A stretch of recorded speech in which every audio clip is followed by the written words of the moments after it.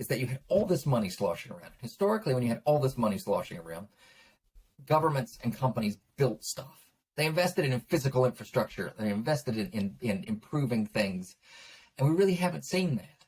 You certainly haven't seen it in the developed world. You've seen bits and pieces of things get done, but most of it has just been channeled into, as you said earlier, more rapid convenience. Who really needs 15-minute groceries? It's that sort of thing. It just seemed to be opportunity. So I think that the implications to my mind for corporate innovation are broadly around this. It's not that there are fewer ideas.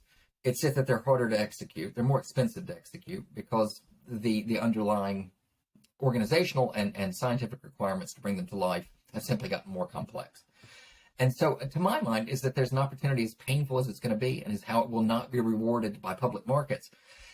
There needs to be, it's not just throwing cash at it, it's building the organizational infrastructure to actually funnel and do something with that cash. There's a great piece I was just reading, it was published about 3 months ago in Nature, on a review of Bell Labs. The Ideas Factory is one of my favorite books about Bell Labs, so AT&T's R&D group. Really interesting. I'd forgotten, they were responsible for 9 Nobel Prizes, I think 4 Turing Prizes. And this was just a private research group. They did all kinds of amazing stuff.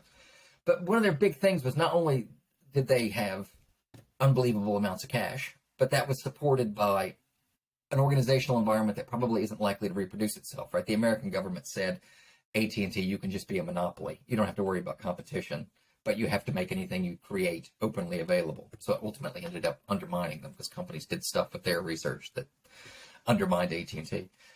But I think the big implication is that they were organized beautifully, and they were able to do stuff in ways that we don't allow organizations to do stuff, right? There were no progress reports. There were no checking in. There was no, or as I like to think about it, we're going to start an innovation lab, and then the executive team walks in, and it's like planting a seed and then digging it up every 2 days to see if it's sprouted roots, right? How are you doing in there?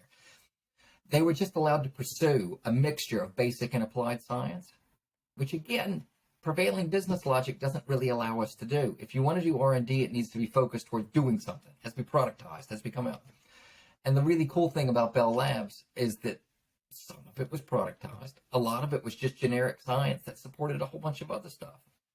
And so I think, to my mind, what is required for corporate innovation is really a different approach than, again, I would point to the demographics of it, than most people who are working in large organizations today will have either directly experienced or have been told it is okay to do.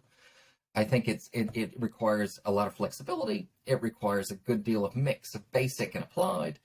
It requires a lot of freedom, and it requires an understanding that it won't necessarily produce something for next quarter, which again is a hard one to say because we're not rewarded for that. Yeah, and not even next year. Exactly. Or the year after that.